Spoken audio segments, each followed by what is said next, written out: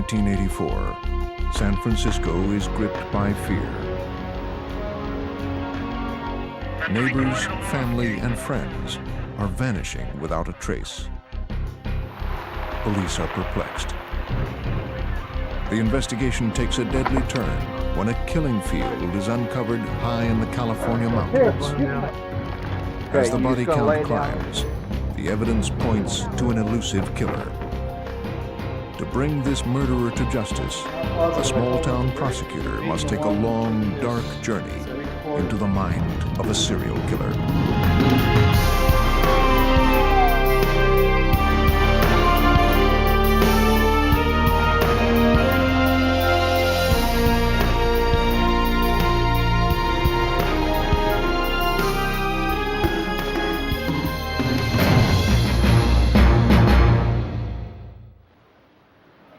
On the morning of October 26, 1998, the longest and most expensive criminal trial in California history got underway.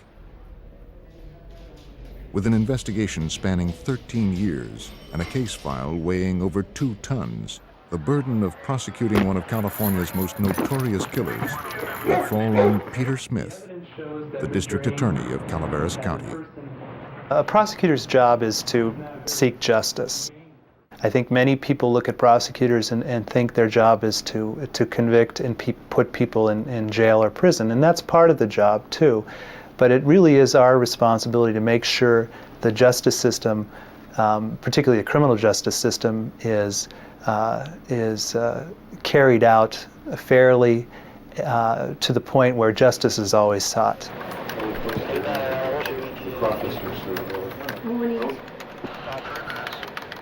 On June 2, 1985, a South San Francisco dispatch operator received a call. A theft was in progress at South City Lumber. 31 Boy 1, 1087 Robert 1 at South City Lumber, Railroad and Spruce, on a 488 shoplifting. Officer Daniel Wright of the South San Francisco Police Department responded to the call. I had just 1 year on the street at that time, and my thoughts were, officer safety, be careful. Like any call you go to, things could go awry at any time.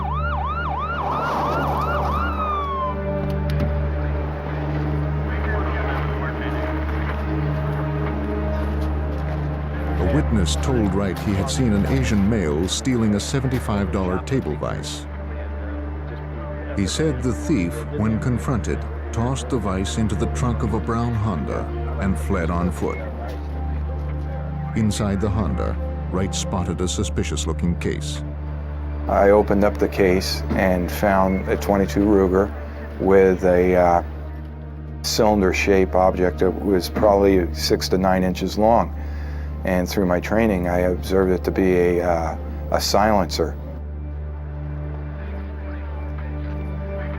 The gun was illegally modified. As Wright took a closer look, an agitated man burst from the store. Calm down. He told the officer he paid for the vise his friend had taken. Wright's supervisor, Sergeant Paul Zemer, arrived on the scene. The gun in the Honda made both officers suspicious. The car was impounded. At that time, we told him that he was going to be going down to the station to give a statement about the weapon. And he was handcuffed and placed into Officer Zemer's vehicle and brought to our station. On the way to the station, the man told Zemer the shoplifter's name was Charles Ng. Dispatch, I got an ID on that Asian male subject. The officer used his radio to request a background check on Ng. November Golf. They got a hit. Ng was a former Marine, born in Hong Kong. He'd been convicted in military court for stealing automatic weapons from a military base in Hawaii. He had once escaped from a military prison. At the South San Francisco police station, the subject was placed in a secure holding room. He told the officer his name was Leonard Lake.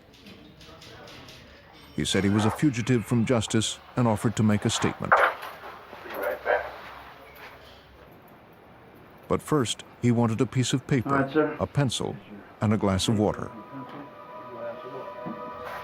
Write your statement. I'll be back in a few minutes.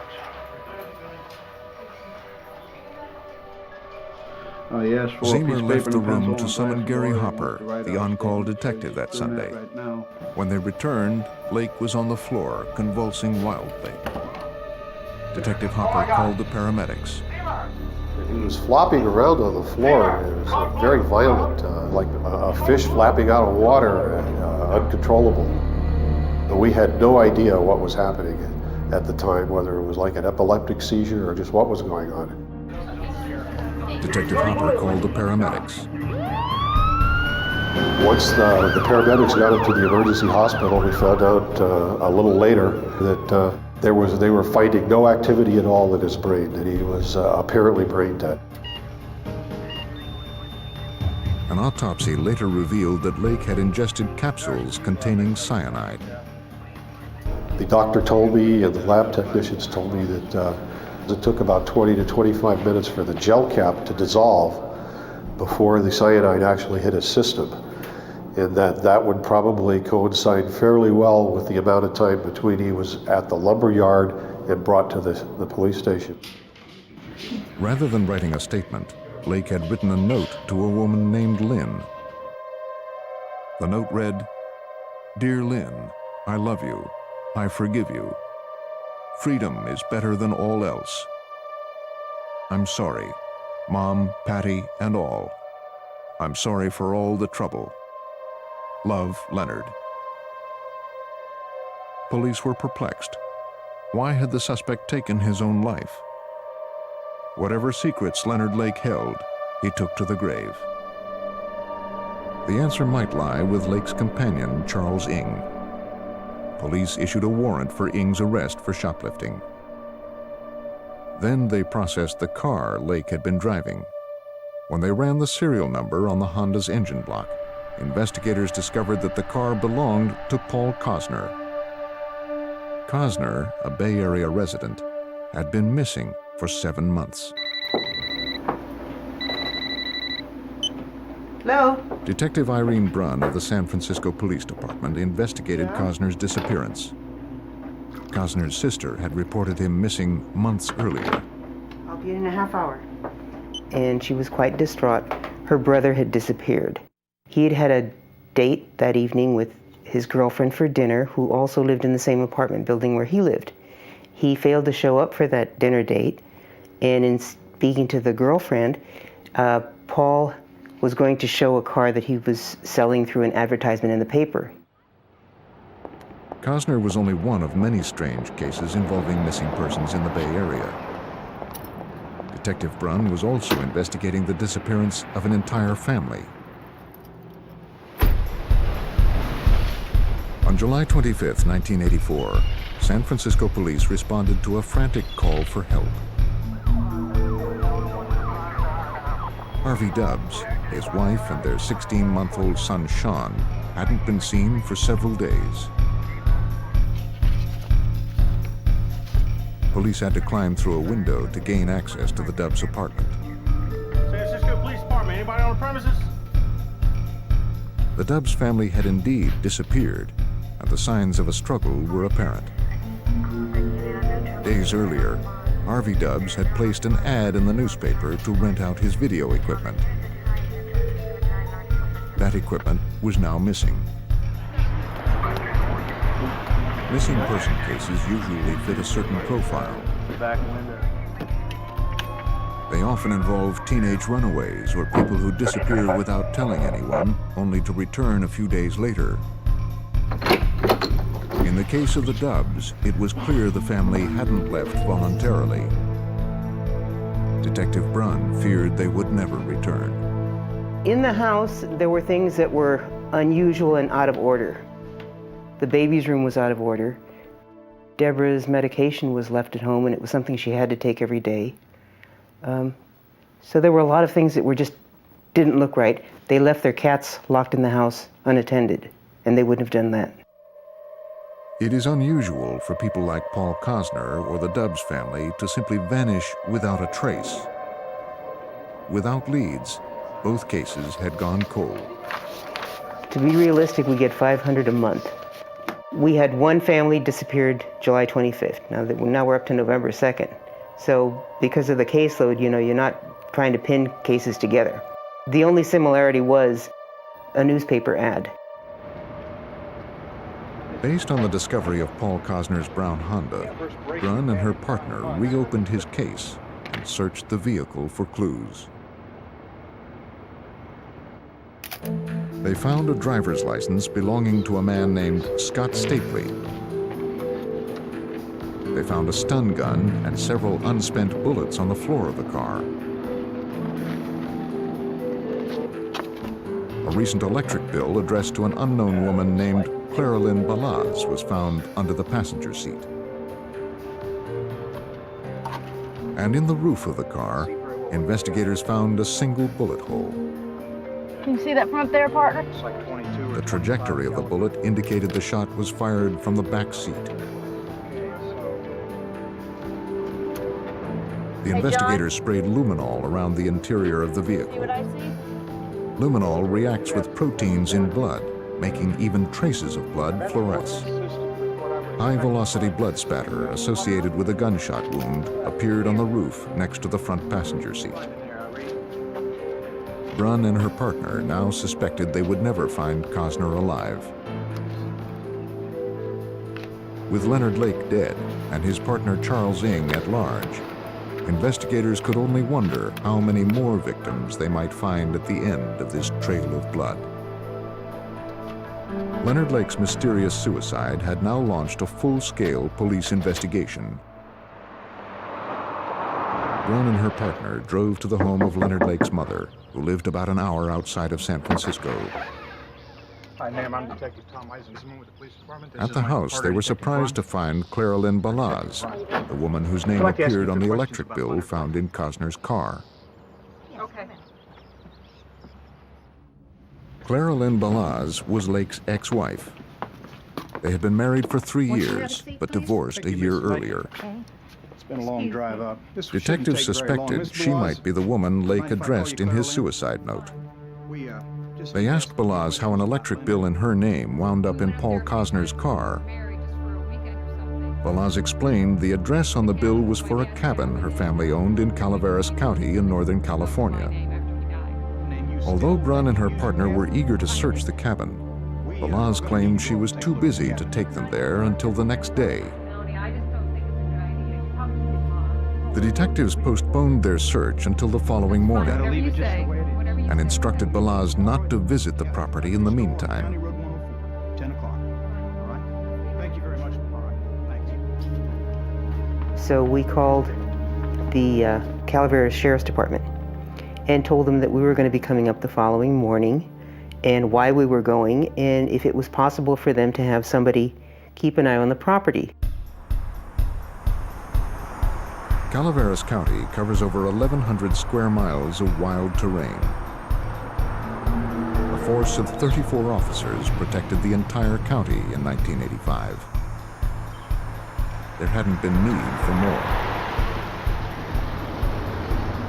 The sheriff sent 2 deputies to watch the cabin, which was located outside the town of Wilseyville. A metal gate prevented them from driving onto the property. Because of their manpower shortage, they couldn't have somebody sit there for the next 24 hours, but they would make passing calls, which was reasonable. The following morning, Brunn and her partner arranged to meet Clara Lynn Balaz outside the Wilseyville post office. They were surprised when she arrived with Lake's mother. And at that point, Clara Lynn admitted that they had driven up the night before. And the pretext was that Leonard was very untidy and they wanted to tidy up the cabin. Concerned that Balaz and Lake's mother might have compromised evidence at the cabin, Brunn, her partner, and the Calaveras County sheriffs followed them to the property. The detectives asked Balaz about a cinder block bunker near the cabin. She said she didn't have the key and would not give them permission to search it. Lacking sufficient probable cause for a warrant, the detectives would have to limit their search to the cabin alone. But at this point, we were still more interested in getting into the house, so we didn't want to antagonize her because this was a consent search. Other than that, we would have had to stop and go get a search warrant at that point.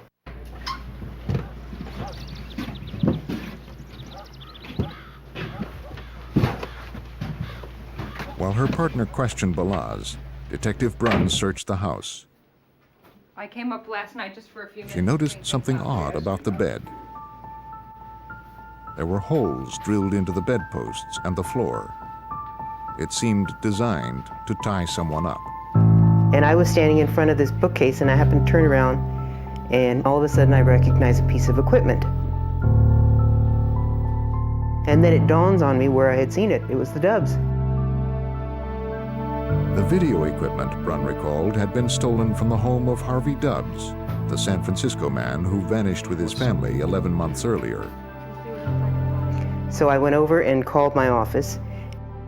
I said, would you mind checking our inventory and read me the serial number? He proceeded to start reading the serial number, and then I gave him the last 3 numbers from the piece of paper that I had in my hand. And so at that point, we realized that now this is even getting bigger. It's not just Mr. Cosner, now we have the Dubs. And at that point, Clara Lynn got very nervous and said, you've been here long enough, I want you to leave. To learn what other secrets the isolated cabin held, Detective Brunn would need to obtain a search warrant. The investigators left the property, but this time they made certain the cabin would be secure until they returned.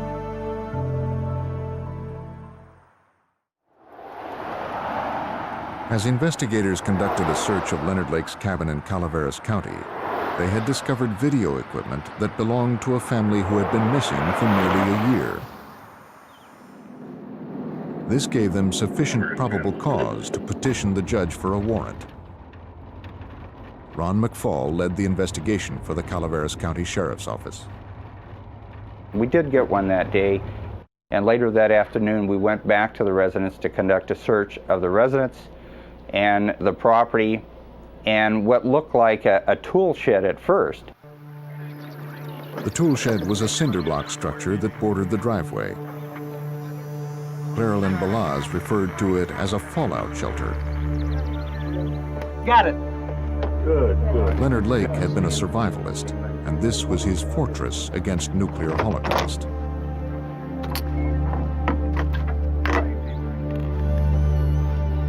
As the heavy door swung open, investigators could only wonder what they might find inside. And we went into the tool shed and we saw 21 photos of young ladies, 18 to 23 years old. And so we were, at that point, really concerned about who are these females, who are these ladies? Many of the photos were of young girls in various stages of undress. Some were nude. It was unclear who the subjects were or where they had been photographed. Everyone feared the pictures might be trophies, such as those serial killers often keep of their victims. They also found a journal written by Leonard Lake. In it, he wrote of The Collector, a novel about a butterfly collector who captures his ultimate prize, a young girl named Miranda. In his journal, Lake writes, "The Collector. Has it really been near 20 years I've carried this fantasy? And Miranda, how fitting, my lovely little prisoner of the future." In other entries, Lake referred to a series of operations under the heading of the Miranda Project.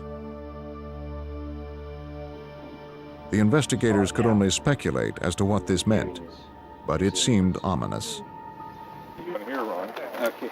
And you'll see where there's some what appears to be 100 yards from the bunker, Ron McFall and the other investigators noticed the ground had been scarred by a series of several fires.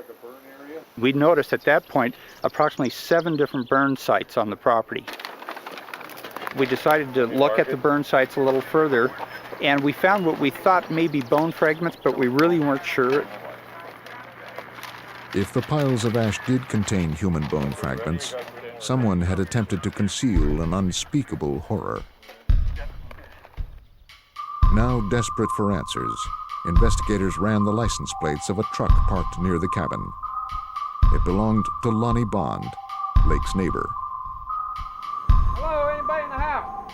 Lonnie Bond lived with his wife and 18-month-old son in a house about 50 yards from Lake's cabin. Anybody home? Officers walked next door to speak with Bond. Hello? Anybody here? Anybody home?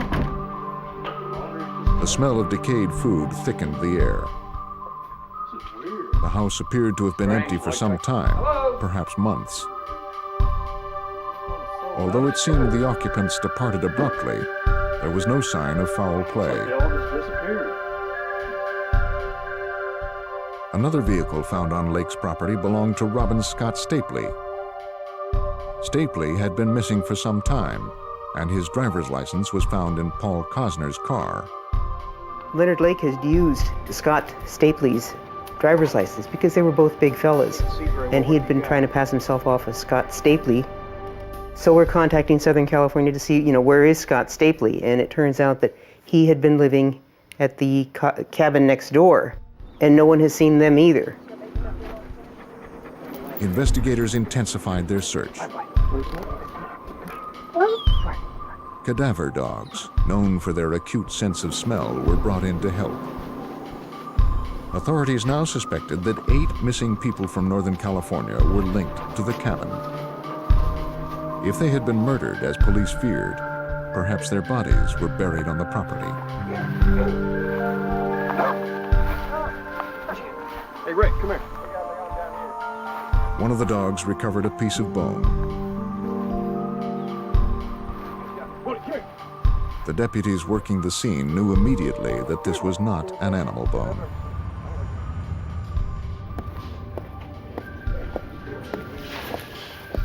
With the discovery of human remains, what had been a missing persons case now became a homicide investigation. Investigators declared Leonard Lake's property a crime scene and assembled a task force to process the cabin and surrounding property. We're going to just brief you a little bit about what's happening. Due to the expanding scope of the case, the Calaveras County Sheriff's Office called in additional help. The location that we're talking about, Specialists from the San Francisco Police Department and the California Department of Justice arrived to help with the investigation. again,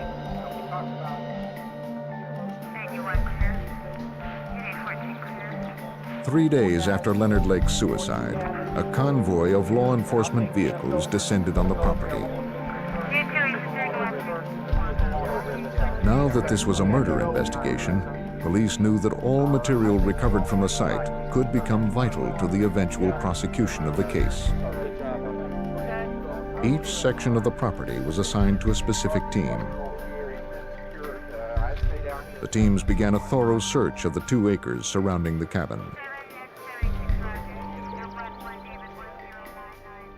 In a clearing about 100 yards from the cabin, officers found a trench with loose dirt. They found the trench had been filled with personal belongings and debris. Hey, Officer Ballard, I got something. Sergeant Larry Copeland, an investigator for the Calaveras County Sheriff's Office, joined in the search for clues. Every button, zipper, jewelry even, everything that was taken out of there was turned over to the evidence officer, who took each one and individually photographed each and every piece of it. And we're talking hundreds. Everything excavated from the property was potential evidence. All of the items were collected and sent to the Calaveras County Sheriff's Office. They were meticulously cataloged.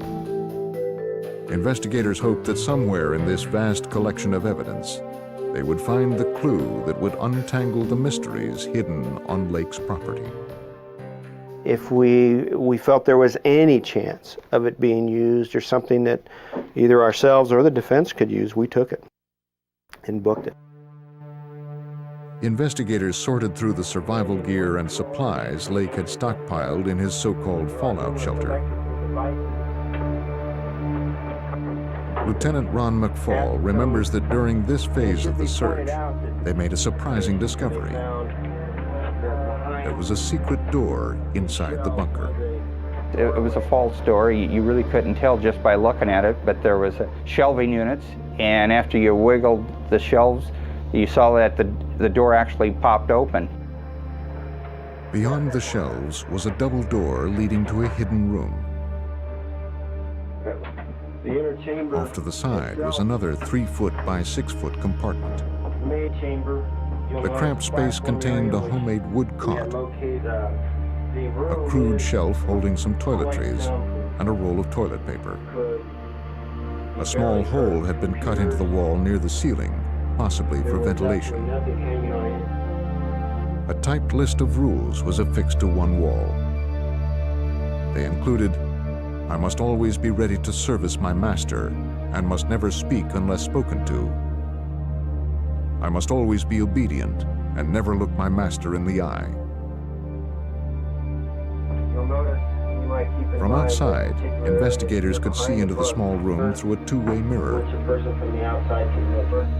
They also noticed that the hinges of the door had been damaged. Top and at the bottom.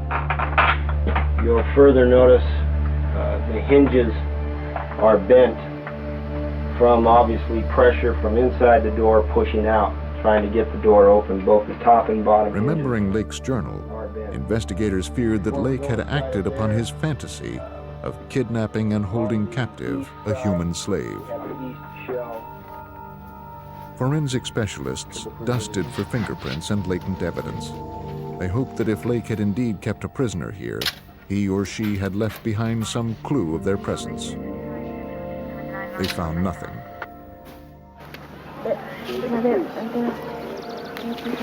As the search of the property outside the bunker continued, an investigator noticed some loose soil next to the driveway. There, they found a 5-gallon plastic paint container.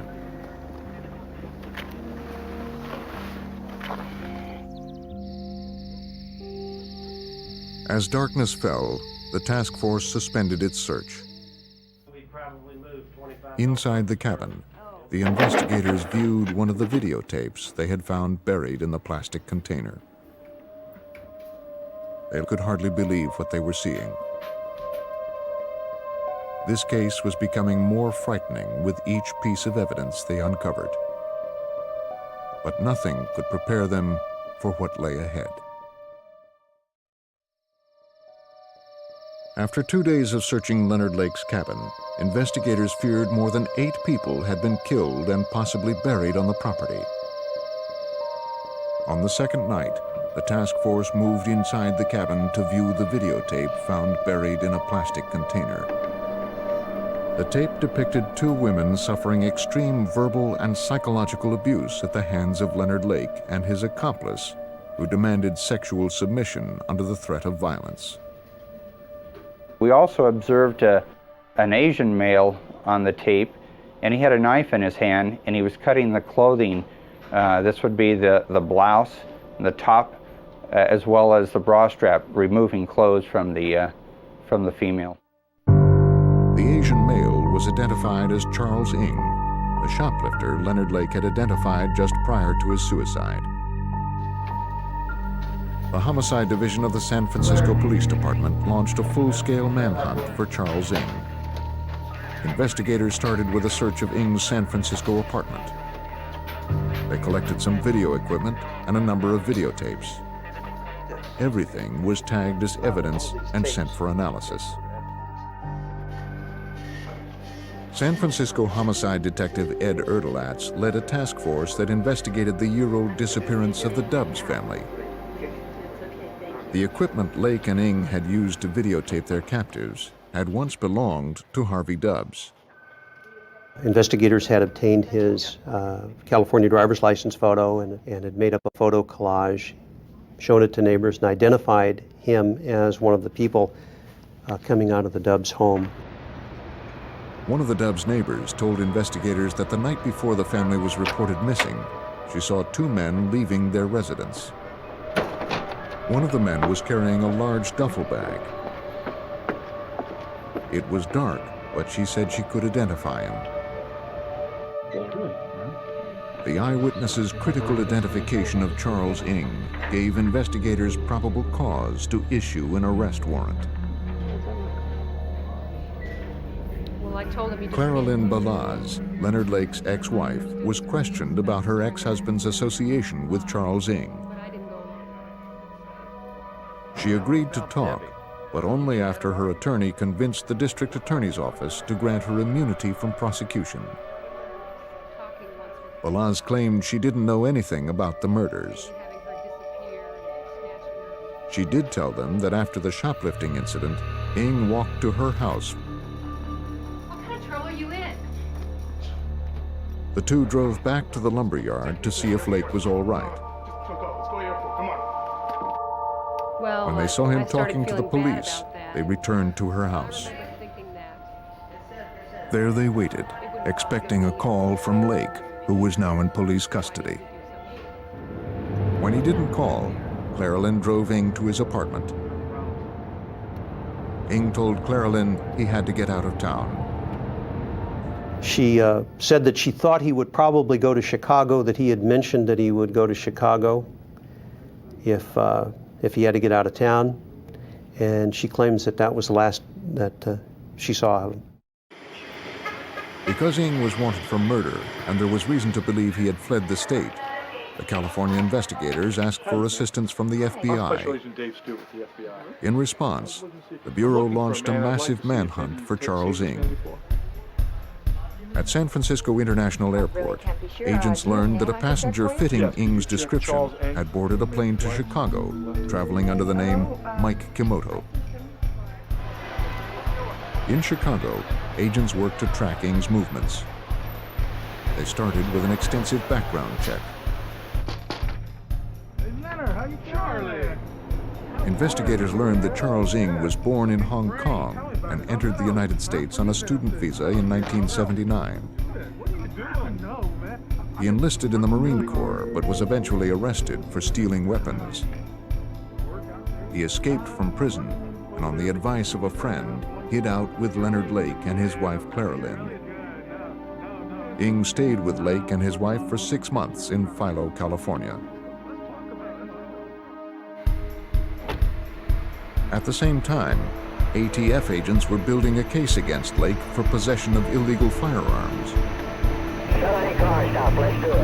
In the spring of 1981, they arrested both Lake and Ng. Lake skipped bail and began his life as a fugitive. Ng was sent back to prison to serve the remainder of his original sentence. Ng was released from prison in 1984 and immediately came back to the San Francisco Bay Area, was picked up at the airport by Clara Lynn Balaz, and rejoined his buddy Leonard Lake. Charles Ng was an experienced fugitive with a wide network of friends who could help him. To develop more leads, the FBI placed Ng on their 10 most wanted list. For the time being, agents focused on Ng's friends and acquaintances in the Chicago area. As the investigation into Charles Ng expanded, the body count in Calaveras County continued to climb. Not far from Lake's cabin, investigators unearthed 2 intact bodies wrapped in sleeping bags. Calaveras County Coroner Terry Parker was on the scene. They were mostly skeletal remains that were wrapped. You couldn't really make out if they were men or women because of the time that the bodies had been there. Due to the deterioration of the bodies, Parker could make only a cursory examination at the site. It appeared both victims had been gagged and handcuffed. He asked for help from the San Francisco medical examiner. San Francisco has a very good forensic department, and he was more than happy to come up and assist us. We removed the bodies, and transported them to his office for the forensic work where that was done. At autopsy, the San Francisco medical examiner determined both victims were males and that they had been shot to death. Using dental records, he identified the men as Lake's neighbors, Lonnie Bond and Scott Stapley.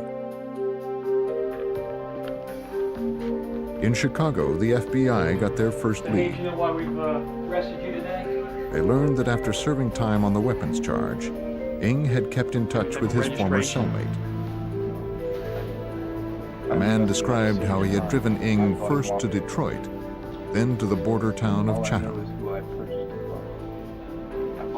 There, he said, they split up.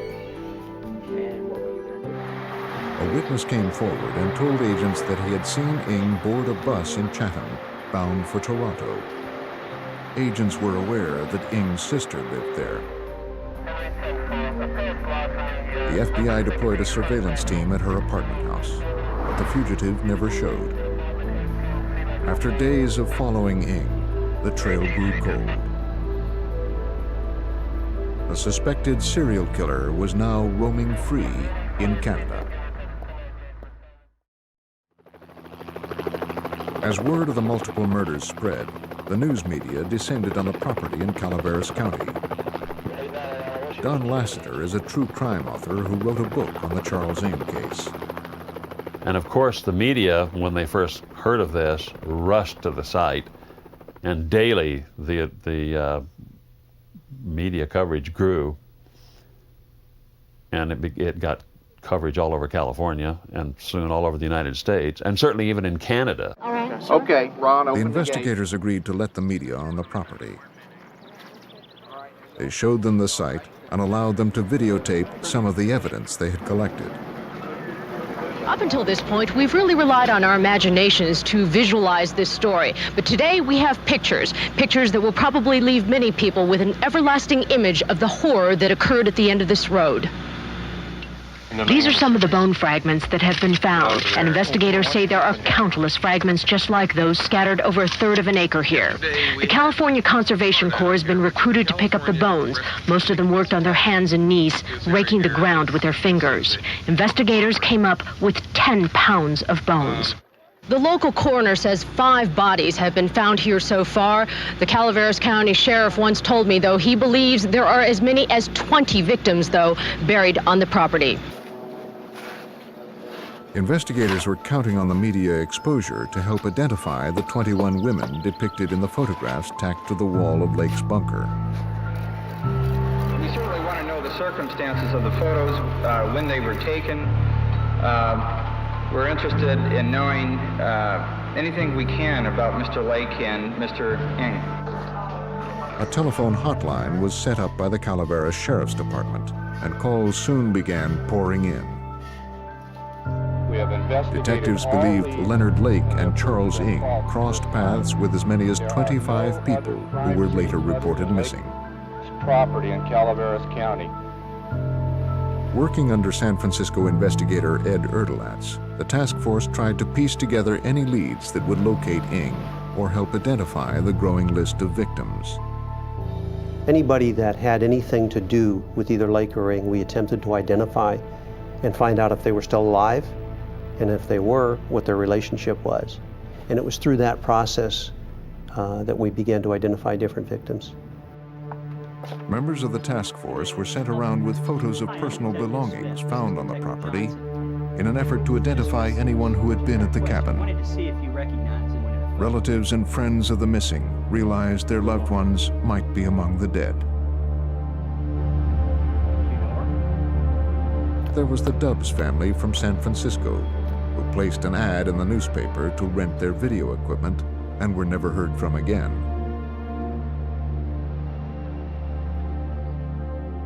Randy Jacobson, a friend of Leonard Lake's, was found buried near a chicken coop behind the cabin. Jeff Gerald, who worked with Ng at a San Francisco moving company, disappeared along with his friend Clifford Paranto, who worked at the same company. Ng's longtime friend Mike Carroll and his girlfriend Kathleen Allen had disappeared. Lake's neighbors were also missing. Lonnie Bond, Brenda O'Connor, and their 16-month-old child, Lonnie Jr. Their friend, Robin Scott Stapley, had vanished with them. And finally, Paul Cosner, whose car had originally led investigators on this trail of kidnapping and murder. The task force received one bit of good news. Hey, listen up, fellas. We finally caught a break on this one. We were able to ID all these women, and they're all still alive. Finding the girls alive was a relief, but Lake's property still held many mysteries. Agents feared they would never know the complete story of the Calaveras County murders unless they found Charles Ng. After weeks of searching, they still had not located the fugitive.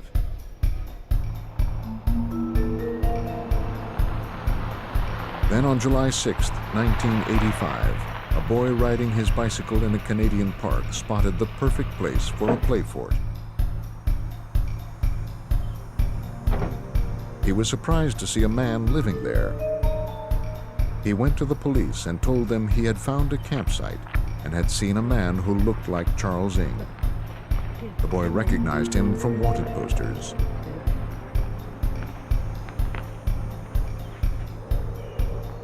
He led police to the makeshift shelter, only to find that Ng had fled. This campsite's clear. He's gone.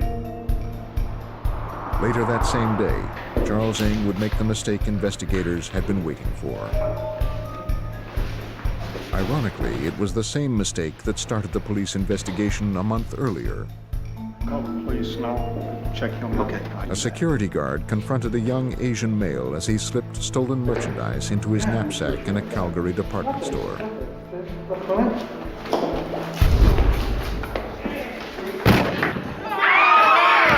As the security guard struggled with the gunman, he was shot in the hand. Still, he managed to wrestle the weapon from the shooter and hold him until police arrived. Charles Ng was captured and booked on charges of attempted murder, robbery, and possession of a firearm. This is Channel 10, Eyewitness News, Night Watch. Good evening, Hopping Night Watch. Charles Ng is in a Canadian jail tonight, and the worldwide manhunt is ended for the prime suspect. Come take a look at the more than a News dozen of Ng's slayings arrest in Canada reached the sheriff's office After in more than a Calaveras month on the County. run, Ng was captured by security guards in a Calgary department store, but not before he engaged them in a brief gun battle and wounded one of the guards. Ng was quickly subdued by store patrons and was taken into police custody. San Francisco Police Inspector Ed Erdelatz was eager to question the suspect. He flew to Calgary, where Ng was being held in a maximum security prison. And we spent quite a few hours with Charles in the detention center in Calgary. And although he did talk with us, most of his responses were 1- and 2-word answers, very little dialogue, and primarily denial. We could have gone into a lot of things had he been willing to talk to us about those things, but that didn't occur. The murders, Ng claimed, were all the work of Leonard Lake. When pressed, Ng did admit to Erdelatz that he had helped Lake dispose of the bodies of Lonnie Bond and Scott Stapley the day after they were murdered. In Calaveras County, the district attorney's office indicted Ng on 12 counts of first-degree murder, making it possible for the prosecution to seek the death penalty. But Ng's flight to Canada had created a significant obstacle. District Attorney Pete Smith explains. There was an extradition treaty between the United States and Canada at the time, and in that extradition treaty, there was a condition that nobody would be extradited from Canada back to the United States who faced the death penalty. There were some exceptions to the treaty, however. Do you think we can work around that? If the district attorney's office could prove to a Canadian court that Ng was guilty of multiple murders, Canada would be required to hand over the suspected killer. Before the extradition hearing could begin, Ng would have to stand trial in Canada on shoplifting and assault charges. In order to delay his extradition, Ng waived his right to a jury trial and asked for a speedier bench trial. He received a 4.5-year sentence. Until he completed that sentence, the Calaveras County District Attorney could not initiate the complicated extradition process. Over all the evidence with him. Even if they could prove their case, they would have to wait over 4 years before they could begin. While the Calaveras County District Attorney's Office built their case against Charles Ng, the search for evidence continued at Leonard Lake's cabin.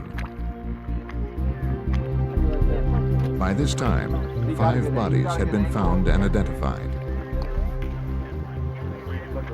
Hundreds of personal effects had been recovered. More than 40 pounds of unidentifiable human remains had been unearthed. Investigators believe that as many as 25 missing persons had been linked to the cabin. As the evidence against Ng continued to grow, he used his time in a Canadian prison to try to fend off any attempts at extradition. He knew if he was successfully extradited back to the United States, he would have to face a murder trial and the possibility of the death penalty. He began to educate himself on the American legal system. For a boy with limited education raised in Hong Kong, he was remarkably adept at knowing the legal system here and how to deal with it.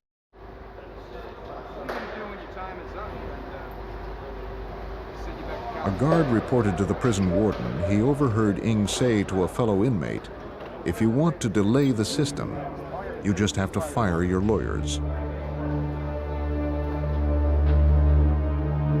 On October 17, 1988, the extradition hearings finally began. Ng lost the case and appealed all the way to the Canadian Supreme Court. His appeal was denied. Within the same day, Charles Ng was placed on an airplane in Canada and flown back to California. But the pursuit of justice was far from over.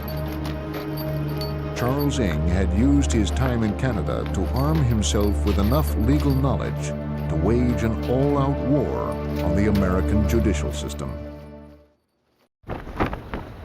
On September 26, 1991, suspected serial killer Charles Ng was finally returned to California. The Calaveras County District Attorney charged Ng with 12 counts of murder. Detective Sergeant Randy Grassmuck transported Ng daily from the California Department of Corrections to the Calaveras County Courthouse. We had high security. We had our SWAT team up on the roof for a while. We had heard that somebody wanted to kill Charles Ng. Well, let's face it, the last thing we wanted to do as Calaveras County Sheriff's Department was lose Charles Ng.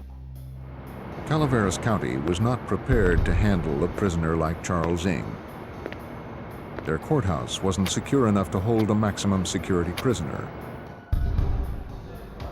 The county had to build a special cage to house Ng during his legal proceedings.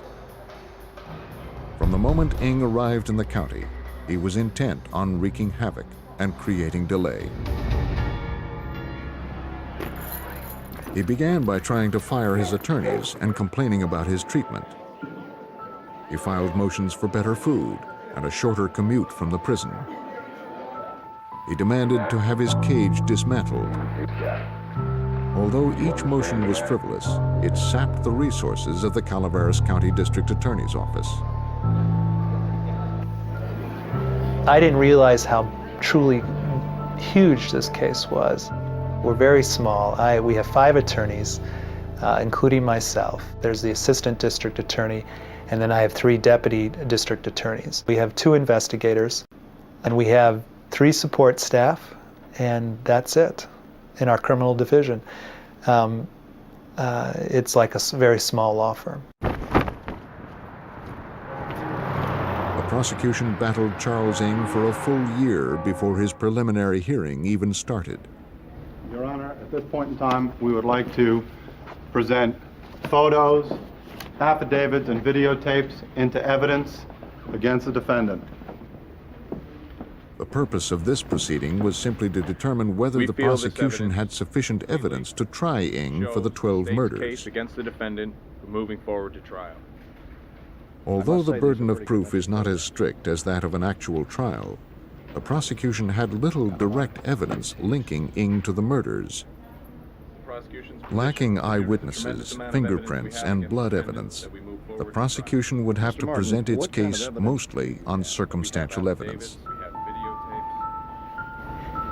Their strongest evidence was the videotape found at the cabin entitled M Ladies. The preliminary hearing was the first time the tape was played for the public. On the tape, Lake and Ng were seen torturing 2 women, one of whom was Brenda O'Connor. Inspector Erdelatz explains the impact of the videotaped evidence. Brenda O'Connor is a woman who lived on the adjacent property with her boyfriend and his friend and their little baby. And you see her on film, she's handcuffed and she's begging Leonard Lake and Charles Ng for her baby back. She wants her baby back and she's crying. Of course, they killed this little baby, and it's such a sad thing to see, her asking for this little baby back. The tapes were incriminating, but with so little physical evidence directly linking Ng to the murders, the prosecution would have to rely on the testimony of another criminal. Hey, Maurice Laberge had served time with Ng in Canada. To pass the time, Ng entertained Laberge with crudely drawn cartoons depicting his crimes and with stories of what had happened at Lake's cabin in California. To gain favor with his parole board, Laberge turned over the cartoons and told authorities the details of his conversations with Ng. One of the most damning cartoons depicted Ng killing a baby. Laberge testified at Ng's extradition hearing, detailing everything Ng had confessed during their jail time together. Laberge's testimony was presented as evidence. On November 13, 1992, the court found sufficient grounds to try Charles Ng on 12 counts of murder. The judge set his trial date for January 12, 1993. We felt that the case would be tried and over with by 93, but no later than 1994. Well, that didn't happen. What did happen was delay. Your Honor. Now that Ng knew he would stand trial for his crimes, he began a desperate attempt to delay the proceedings in any way possible. He filed a motion alleging that his court-appointed attorneys were incompetent. He succeeded in firing them, and the court appointed him new counsel. Because pre-trial publicity made it impossible to find an impartial jury in Calaveras County, Ng's new defense team filed a motion to move the trial. The judge granted the motion, moving the trial to Orange County in Southern California. A fully loaded 36-foot truck delivered a mountain of case material to Ng's new counsel, the Orange County Public Defender's Office. The material included hundreds of boxes of records documenting 8 years of courtroom hearings, witness testimony, investigative, medical, and police reports, and thousands of evidence photographs. William Kelly, Ng's newly appointed counsel, asked for and received 2.5 years to prepare his client's case. The prosecution made the move from Calaveras County, 400 miles south, to Orange County, and prepared for the largest case of their careers. The years of delay worried prosecutor Peter Smith. As you know, in any case, memories fade, witnesses die, things of that nature. And so when you tack on 6 years to the life of a criminal case, that's a long time to delay a case from going to trial. Good morning, gentlemen. Have a seat. Good morning, sir. As the prosecution and defense attorneys finalized their trial preparations, Ng again attempted to delay the process. But Judge John Ryan put a stop to his tactics. The case was finally going to trial. The prosecution team from Calaveras County worked out their strategy with Charlene Honaka, the Deputy Attorney General for the state of California. Yes, I know. She's a tremendous lawyer and a better person. She was, in essence, the heart and soul for this case and for the prosecution. As prosecutors prepared to begin jury selection, the team suffered a devastating setback. Maurice LeBerge was killed in a car accident while on parole. He was the only person to whom Ng had confessed his crimes. The prosecution had just lost its key witness.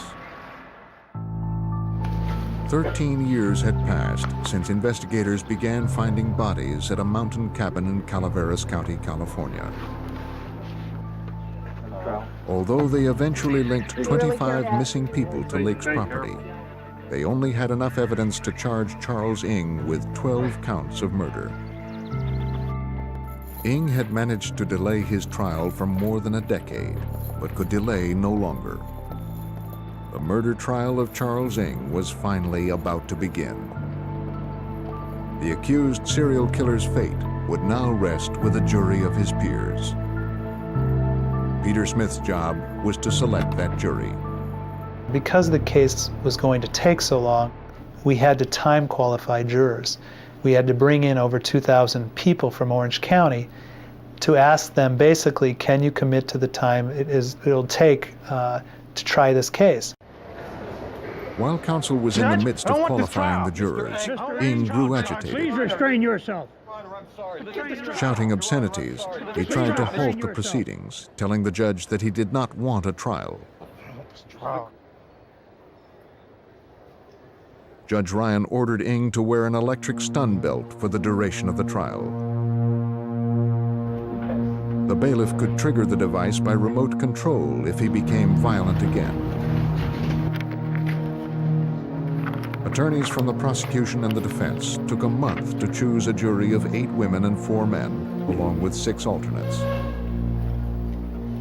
To protect their identities, each member of the jury was assigned a number.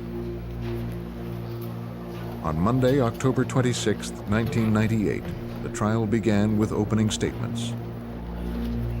For both the prosecution and the defense, opening statements serve as an outline telling the jury what they are trying to prove and how they intend to prove it. With the years of waiting over, Charlene Honaka rose to make the opening statement for the prosecution. What the evidence in this case is going to show is that this defendant, with Leonard Lake, planned and committed the 12 charged murders in this case. This is a chart which lists the 12 counts. The evidence will show that between a time frame from July 1984 until 1985, these 12 victims disappeared from the face of the earth. And this trial will tell you the story of what happened to them. Honaka described the property in Calaveras County as a killing field and a mass graveyard. Direct evidence connecting this defendant. She then told the jury about the M Ladies tape found buried near the cabin and how they depicted a partially nude Ng demanding massages from Kathleen Allen and cutting the clothes off of Brenda O'Connor. We're going to play for you 2 segments from that videotape as a means of demonstrating the evidence and in helping you understand. The videotape was the centerpiece of the prosecution's case. It showed the jury exactly who Charles Ng was, a man who not only tortured women, but who recorded his acts on videotape so he could relive them again and again. The videotape's dramatic. It is the most incriminating piece of evidence I've ever used in a case. It is also the most emotional piece of evidence I've ever used in a case. You can sense the terror and the fear those two victims had when they realized the situation they were in. Because this was the strongest physical evidence linking Ng to the murders, the prosecution planned to use the videotape throughout the trial to prove Charles Ng's guilt.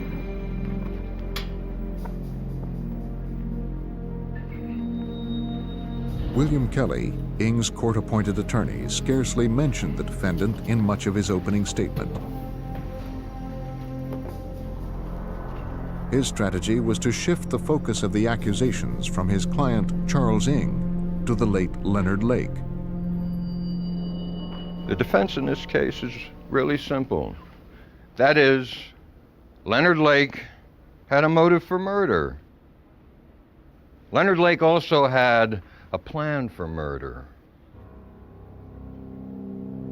Kelly asserted that Lake's plan for murder was outlined in his diary under the heading, The Miranda Project. He then read the jury excerpts from Leonard Lake's journal. Kelly suggested that Lake's conspirator was not Ng, but Carolyn Balaz, Lake's ex-wife. He asserted that she knew about the Miranda Project and even recruited potential victims. Nobody's gonna walk in here, sit down in that jury box, point a finger at Charles Ng, and say, I saw Charlie Ng murder somebody. It's not gonna happen. With very little physical evidence placing Ng at the murders, Kelly intended to discredit the prosecution's circumstantial case and prove it was Leonard Lake, not Charles Ng, who murdered the 12 victims. He asserted that Ng killed no one. The prosecution called Sergeant Larry Copeland of the Calaveras County Sheriff's Department to the stand. Can you tell us how long He told the jury about a startling discovery he made while analyzing the videotapes confiscated from Ng's San Francisco apartment. And I'd put this tape in and push play, and it started with the credits. So I thought, well, gee whiz, someone didn't rewind this tape. So I pushed rewind, but I didn't push stop first. I just pushed rewind. So it started playing in reverse. And then all of a sudden, right at the end of the tape, it went, whoop. What Copeland discovered was a still image of two bodies in a wheelbarrow. The image was entered into evidence. Is that correct? Yes, it is. The medical examiner was Would you sworn take a in. look at these photos for me? He was asked to identify two photographs of bodies found at the cabin. Yes, I believe that's the remains of Scott Stabley. And this next one? Those remains are from Lonnie Bond. He went on to explain the way in which Lonnie Bond and Scott Stapley were bound, gagged, and wrapped in sleeping bags. The sleeping bags matched those on the tape. The medical examiner testified that the bodies on the tape were in full rigor mortis. A lot of the victims have been bound. Rigor mortis occurs shortly after death when the blood flow is interrupted. It only lasts for a few hours until the body begins to decay. In Canada, Ng told Inspector Erdelatz he helped bury Bond and Stapley 24 hours after they were murdered. Whoever had taken the picture had done so immediately after they were killed. The single frame on the videotape found at Ng's apartment linked him to the murder of Lonnie Bond and Scott Stapley. Because so few of the remains found on the property could be identified, the prosecution relied on hundreds of personal effects discovered at Ng's apartment and the cabin to link him to the victims. These items were photographed and entered as evidence. The district attorney's lead investigator, Mitch Herdlicka, was in charge of witnesses' testimony for the prosecution. Well, we had over 200 pieces of evidence that we used in the guilt phase of the trial, and we had about 75 witnesses that we had to bring in from various parts of the country as well as Canada to prove that those items belonged to the people who had gone missing and the victims in our case. The prosecution then attempted to establish a link between Kathleen Allen and Charles Ng. Kathleen Allen was one of the women on the M Ladies tape who was tortured by Lake and Ng. Although her body was never found, several of her personal effects were unearthed near the cabin. The prosecution asked her sister to identify a heart-shaped pendant. Ms. Allen, I know this may be very difficult for you, but I want you to look very closely at this necklace and tell me if you recognize it. It's a necklace Kathy used to wear all the time. Thank you. Your Honor, we'd like the record to show that the witness identified the necklace as belonging to the victim, Kathy Allen. So ordered. And at this time, the people would like to move that we place this in evidence. The prosecution then began to construct the timeline of Kathleen Allen's disappearance to explain how she got to the cabin. On April 14th, 1985, Her former supervisor discussed an odd phone conversation she had while at work. Yes, sir, I did. And can you tell us about that conversation? Yes. She said she got a call, and she said she wanted to join her boyfriend because he got a gunshot wound. Kathleen Allen worked at a grocery store in Milpitas, California. Her boyfriend, Mike Carroll, had met Charles Ng while serving time in Leavenworth Federal Prison. Mike called Kathleen to say he was in Lake Tahoe and had been shot. He was sending a friend to pick her up and bring her to him. Kathleen told her supervisor what Mike had said and asked for some time off. And what happened after that? A man came by to pick her up. In a what? In a brown or bronze Honda, I think. Did you have an opportunity to see the driver? A little, yes. Can you tell us what he looked like? He was in his 40s, bald, dark hair, and he had a beard. That's all I remember. The prosecution then showed the jury Kathleen Allen's videotaped ordeal. John Crawford investigated her disappearance. The videotape picks up from there and shows that Kathy is brought into the residence, into the living room of the residence in Wilseyville. She is handcuffed and she's seated in a chair. Kathy was told, if you don't agree with us right now, we're going to take you into the bedroom, tie you to the bed, rape you, take you outside and put a bullet in your head and bury you in the same place we buried Mike, who was her boyfriend, Mike Carroll. Did you ever hear from her again? Kathleen was never seen or heard from again. Her manager later received a typewritten letter saying she had gotten a job in Lake Tahoe and didn't intend to return. The letter was dated May 6th, 3 weeks after she left the grocery store.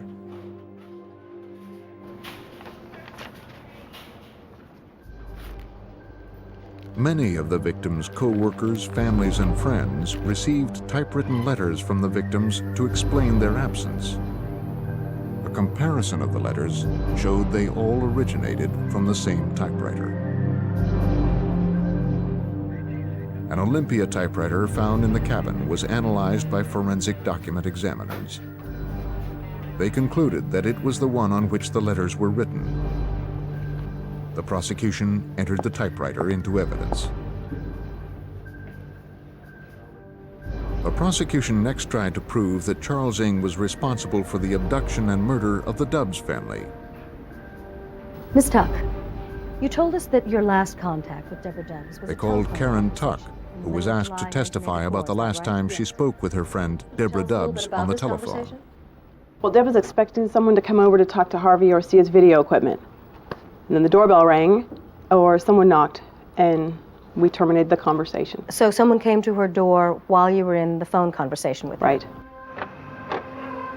Hi. Hi, we're here about the video equipment. Yeah. We Harvey Dubbs, a part-time wedding photographer, had placed an ad in a newspaper offering to rent his video equipment. He's got a heavy-duty coax cable, too. Karen Tuck told the court she tried to call Deborah Dubbs the next day, but no one answered the phone. The Dubbs family disappeared on July 25th, 1984. Their bodies were never found. Deb was expecting someone to come over Karen and talk Tuck with Harvey was the or look last at his person video to speak equipment. with Deborah Dubbs on the day she and her family were abducted from their San Francisco home. He takes really good pictures. After placing an ad in the newspaper to rent some video equipment, Harvey Dubbs, his wife, Deborah, and his son, Sean, had been robbed and taken from their home. The family was never seen again. Detective Irene Brunn found an inventory of Harvey Dubbs' equipment at his home. Harvey was meticulous in keeping records and photographs, and he kept the original receipts from when he purchased them. He had serial numbers, brand names for everything that he had. Ravenna Boulevard on-ramp. Harvey Dubbs' detailed records enabled investigators to trace his equipment to Leonard Lake's cabin. But some video equipment was also found in Charles Ng's apartment. One of these pieces matched Harvey Dubbs' inventory. The prosecution entered the video equipment into evidence. Since the Dubbs' bodies were never found, the prosecution's strategy was to use overwhelming circumstantial evidence to tie Ng to the missing family. A case is like a puzzle. You have to start putting the pieces together so that the jury can get a clear understanding of what took place. And to prove a case, you have to fit enough pieces of the puzzle together so that a jury believes beyond a reasonable doubt that a particular defendant murdered or committed a crime. And focused our attention on this bunker. Sergeant Larry Copeland was called back to the stand. Well, when we first came on, He testified about the 7 burn sites they had found. He also described the hundreds of bone fragments he found, many of which had been crushed, burned, and scattered around the property. Discover a complete, Judging from the size skeleton. and number of burn sites, investigators suspected Lake and Ng had used fire to dispose of the bodies of many of their victims. The condition of the remains would make it impossible to identify all the victims. Wilseyville property? No one had witnessed any of these crimes. But the prosecution's next move was to put Ng's confessor on the stand. During his Canadian prison term, Ng told Maurice LaBerge he helped Lake abduct victims and burn their bodies. LaBerge was the prosecution's key witness. His first-person account and the drawings Ng gave him would cement their case. But LaBerge died before the trial began. At the extradition hearing in Canada, LaBerge testified about everything Ng had told him. In a calculated move, the prosecution argued to have the written transcripts of LaBerge's Canadian testimony read into the record. If it's intended to show that Leonard Lake Despite the killed all defense's 12 strong objections, the judge ruled to admit the transcript. Sergeant Raymond Monroe, the Royal Canadian Mounted Police, took the stand and read LaBerge's prior testimony. The defendant. In the transcript, LaBerge described how Ng gave him the grotesque cartoons and spoke of the crimes he committed, including the videotaped sessions with Kathleen Allen and Brenda O'Connor. Following statement. He told me that the videotape shows a female complaining that it's too warm, and he had a butterfly knife, he called it. He flicked it open and cut her clothes off. Thank you. Maurice LaBerge was a career criminal who served repeated terms for robbery and sexual assault. On cross, Kelly attacked LaBerge's credibility. Isn't it true that Maurice LaBerge had an extensive criminal history? Objection, Your Honor. We've already established that. Overruled.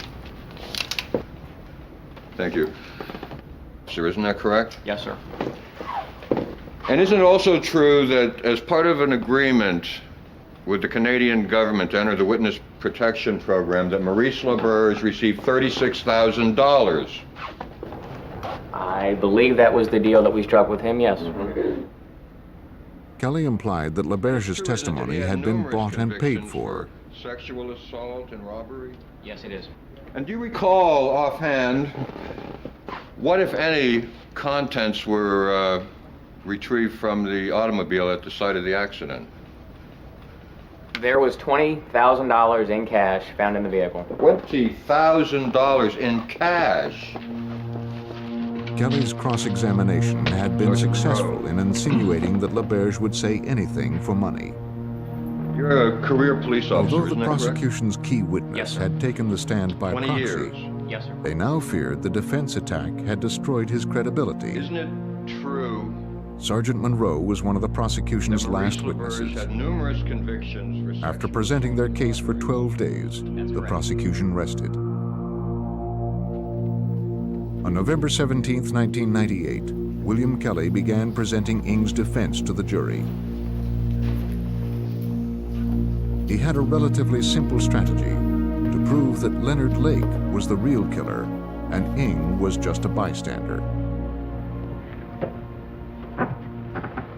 First, Kelly called a series of women to the Identify stand. yourself to the jury, please. Each testified as to their bizarre sexual encounters with Leonard Lake. The women spoke of his interest in bondage and taking lurid photographs. One woman had a year-long relationship with Lake and posed for dozens of photos. She explained she left him because of his frightening fantasies involving sex and death. So that would have been 15 years ago. Another woman testified that Lake had threatened to rape her and that he believed in human sacrifice. House, and he had come over with some people that they knew. The testimony painted Lake as the monster and established that none of the witnesses had even met Charles Ng. Thank you. Another witness testified that he had seen Lake verbally abuse Ng, usually working as sort of his assistant or helper. helping the defense establish that Ng was subservient to Lake. By calling witnesses who had often seen Balaz with Lake at the cabin, the defense attempted to show that Balaz herself was an accomplice to Lake. Kelly also used this testimony to demonstrate that Ng spent little time at Leonard Lake's cabin. The defense's strongest proof that Lake planned to kidnap, torture, and murder his victims was his journal. It was here that Lake outlined the so-called Miranda Project. While the jury was out, Kelly moved to enter an edited version of the journal into evidence. Because the edited version eliminated references to Charles Ng, the judge resisted. I believe the court should eliminate misleading evidence. And this edited diary could do just that, if it is intended to show that Leonard Lake killed all 12 victims without the help of Charles Ng. I believe the diary needs to be excluded. Most of it is just pure junk. But the diary shows that Lake was thinking of the fantasy for 20 years. The jury knows what Lake planned. This edited diary is inadmissible. Kelly's attempt to put Leonard Lake on trial appeared blocked. But he countered the prosecution's strategy with his next witness. In his opening statement, Kelly asserted Claralyn Balaz knew of the Miranda Project and helped Lake recruit women to photograph. Kelly believed she played a far more active role than she admitted and asserted it was Balaz, not Ng, who was Lake's accomplice. The prosecution had not called her as a witness, so as Balaz took the stand, everyone in the courtroom, including the prosecution, wondered what she would say. Then Kelly read the immunity agreement. I'll read it to the jury. This is an immunity agreement between the state of California and Claralyn Balaz. The state of California promises witness transactional immunity for all crimes, including but not limited to murder, conspiracy to commit murder, aiding and abetting murder, theft and received stolen property related to the victims. No questions. In a stunning move, Kelly chose not to question Balazs. He created the appearance she had something to hide. And since she had not spoken on the stand, the prosecution could not cross-examine her. Balazs made her immunity deal with the prosecution, but in the end, she provided them with little information and became a witness for the defense. Kelly then called another witness who could not be cross-examined. He played a tape made by Leonard Lake describing his rationale for the Miranda Project. What I want is an off-the-shelf sex partner. I want to be able to use a woman whenever and however I want.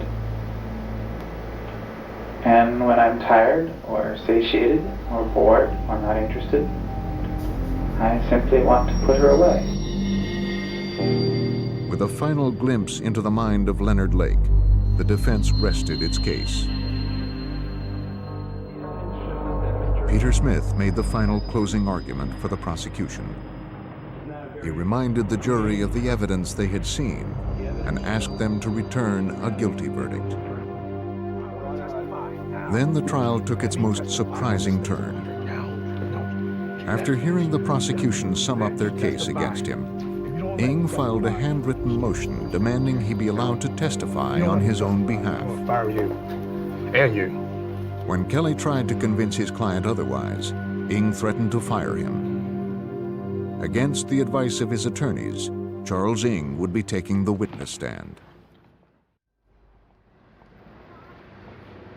Observers in the Charles Ng trial were stunned when they entered the courtroom on January 27, 1999. The accused serial killer himself was now on the witness stand. Ng was charged with killing 12 people, and after 3 months of listening to his case, he demanded to testify on his own behalf.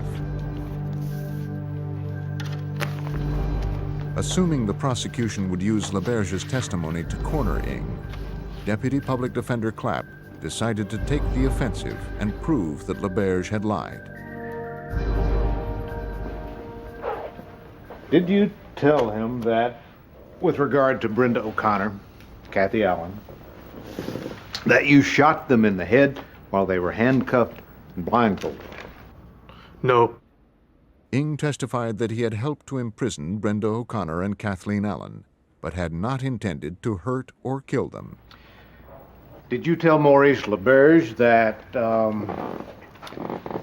you put their bodies on a pile of wood and ignited it with gasoline? No. Did you agree to kill, intend to kill, or kill any of the victims in the 12 murder charges? No. Ng's denials continued for hours as Clapp went over every statement Ng allegedly made to his jailmate. Then Clapp moved to have Ng explain away the prosecution's other key evidence, the M Ladies tape. On the tape, Brenda O'Connor begged Ng not to take her baby away, With regard to the videotape, to which he replied, "It is better than the baby is dead." Why did you say that? I don't know why I said that. It was just in the heat of the moment. Some of the comments and remarks I made, I don't even know I made until I saw the transcripts.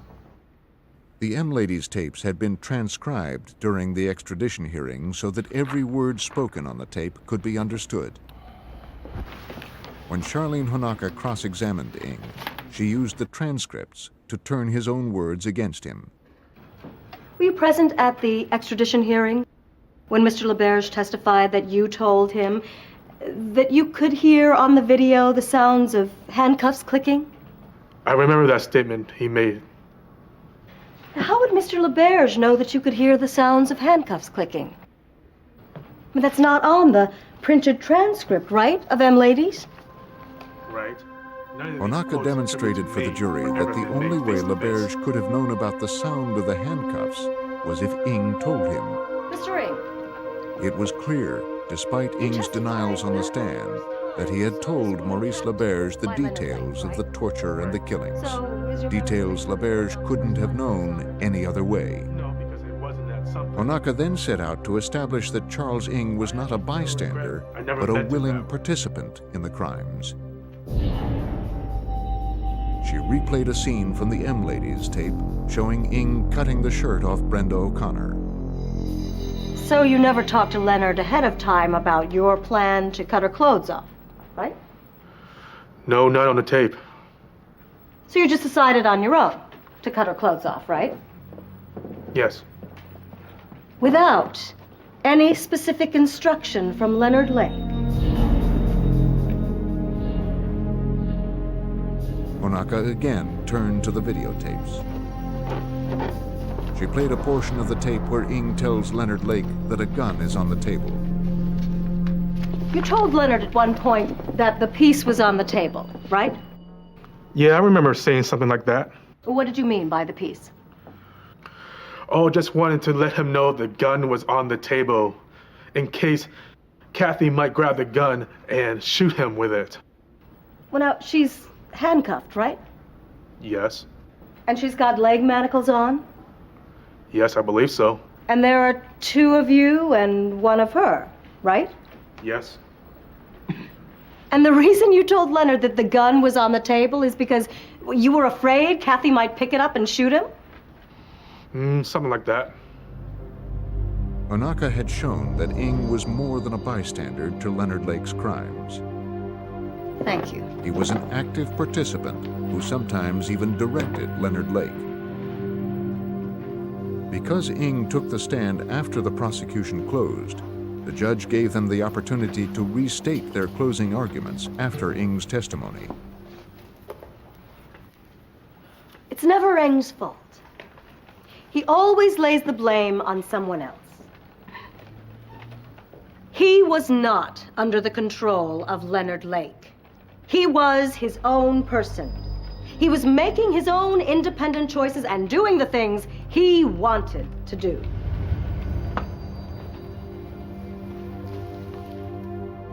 William Kelly then gave the closing arguments for the defense. He asserted the prosecution had simply failed to prove their case and attacked their most important piece of evidence, the M Ladies tape. And no matter how many different ways they show it to you and excerpts from it, there's one thing you never see. Anybody being murdered. And you don't see Charles Ng involved in anybody's murder. No matter how many times you see him cut the clothes off Brenda O'Connor. And as offensive as that is, and I grant you it's offensive, but it ain't murder. It just isn't. Charles Ng had been charged with the murders of 7 men, 3 women, and 2 babies. His fate was now in the hands of the jury. Anybody who prosecutes cases or tries cases knows there's never a sure thing with a jury. And that's the difficult aspect of being a prosecutor. You have to convince 12 people beyond a reasonable doubt. And all 12 have to agree. It has to be unanimous. The jury deliberated for a week, then 2 weeks. The media coverage intensified as the deliberations stretched into their 3rd week. The prosecutors became increasingly concerned that the jury was having difficulty making a decision. This was not a good sign for the prosecution, who knew their case was mostly circumstantial. If the jury demanded strong physical evidence linking Ng to the crimes in order to deliver a guilty verdict, then Charles Ng might go free. As time dragged on, all the prosecution could do was wait.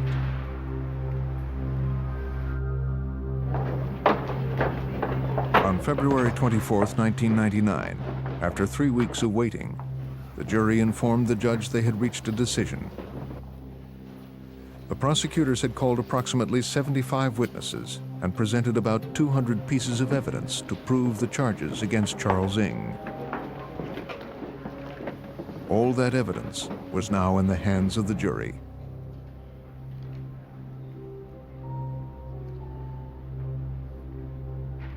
Has the jury reached its verdict? We are deadlocked. We are deadlocked on one count. Would the defendant rise and face the jury, please? Read your verdict. We, the jury, in the above entitled case, find the defendant, Charles Ng, guilty of the murder of Sean Dubs as charged in count 1. The jury found Charles Ng guilty of 11 counts of first-degree murder. They could not come to a conclusion on the death of Paul Costner. They did not feel they had enough evidence to convict. Charles Ng was sentenced to death. For the prosecution, the long ordeal was finally over.